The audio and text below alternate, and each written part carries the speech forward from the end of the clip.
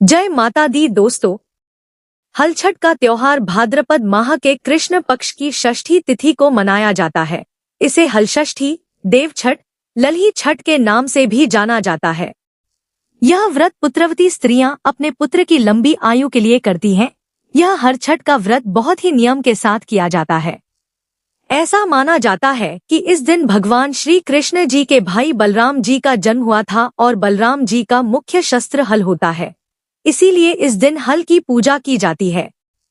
कहा जाता है कि इस व्रत को विधिपूर्वक करने से जिनकी संतान नहीं है उनको श्रेष्ठ तथा दीर्घायु संतान की प्राप्ति होती है।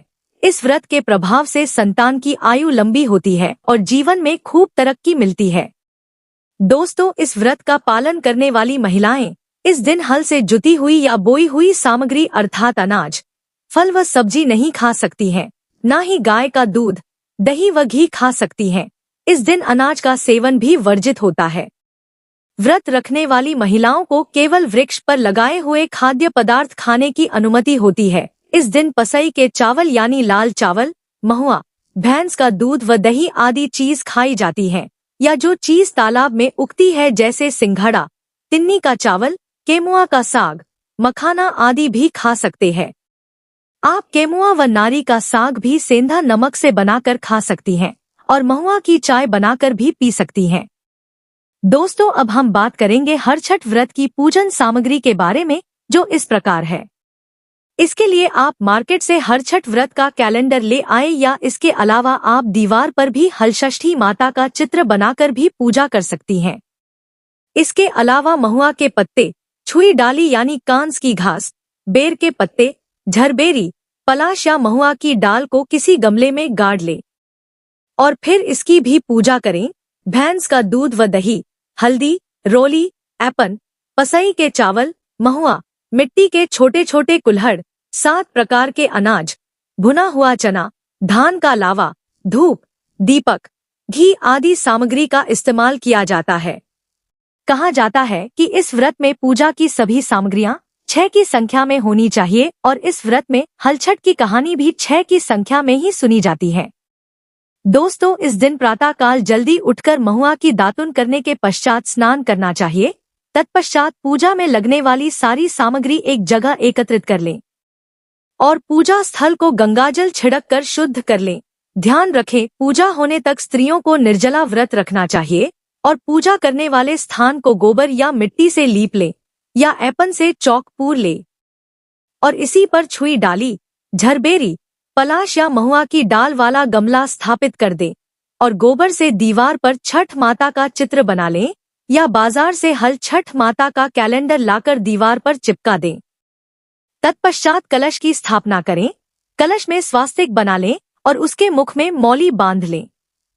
अब कलश में जल भर लें और कलश में हल्दी, सुपारी, सिक्का डालकर उसमें 5 आम के पत्ते लगाकर उसे मिट्टी के ढक्कन से ढककर अष्टदल कमल बनाकर उसके ऊपर स्थापित कर दें। फिर गणेश और गौरी जी की स्थापना करें। इसके बाद मिट्टी के छोटे कुल्हड़ को एपन से रंग कर 7 अनाज से भर दें और महुआ के पत्ते या दोने में पसई के चावल, महुआ और भैंस का दही रखकर पूजा के पास रखा जाता है। इसके बाद गणेश गौरी का पूजन करें। फिर हरछठ मैया की पूरे विधि विधान के साथ पूजा करें। उन्हें श्रृंगार का सामान चढ़ाएं। फिर छुई डाली और जो छोटे छोटे कुल्हड़ हैं उनकी भी पूजा करनी चाहिए। इसके बाद आप छठ माता की आरती करके हल छठ माता की कथा सुने। फिर आरती करने के बाद वहीं बैठकर महुआ के पत्ते पर महुआ का फल, पसई के चावल व भैंस का दही रखकर खाया जाता है। चलिए अब जानते हैं कि साल 2026 में हलषष्ठी व्रत यानी हरछठ व्रत कब मनाया जाएगा और पूजा का शुभ मुहूर्त क्या है और इस दिन राहु काल का समय क्या रहने वाला है, यह भी जान ले।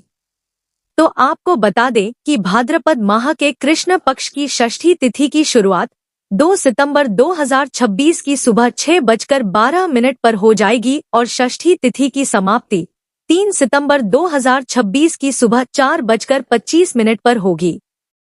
ऐसे में हलषष्ठी व्रत यानी हरछठ व्रत 2 सितंबर 2026 दिन बुधवार को मनाया जाएगा और इस दिन पूजा का शुभ मुहूर्त सुबह 5:59 से लेकर सुबह 9:10 तक रहेगा। और इस दिन दूसरा शुभ मुहूर्त सुबह 10:45 से लेकर दोपहर 12:21 तक रहेगा। और इस दिन सूर्योदय का समय सुबह 5:59 पर रहेगा और सूर्यास्त का समय शाम 6:42 पर रहेगा।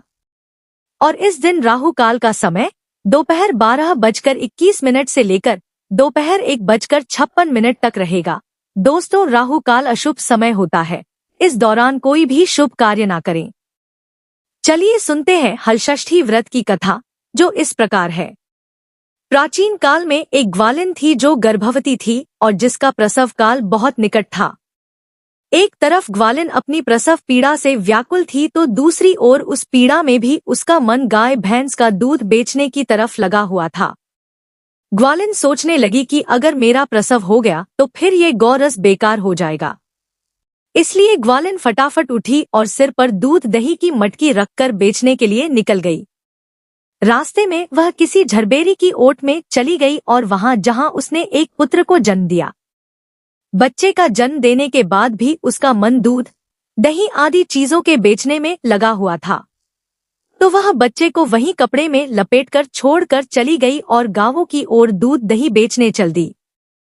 संयोग से उस दिन भाद्रपद मास के कृष्ण पक्ष की षष्ठी तिथि थी, यानी हल षष्ठी तिथि थी।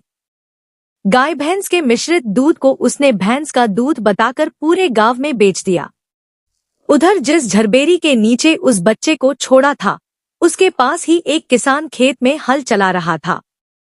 अचानक से किसान के बैल भड़क गए और हल का फल बच्चे के शरीर में घुस गया, जिससे बच्चा मर गया।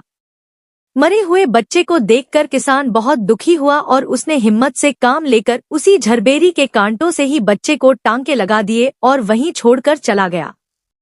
जब ग्वालिन सारा दूध दही बेचकर अपने बच्चे पास आई तो बच्चे को मरा हुआ देखा।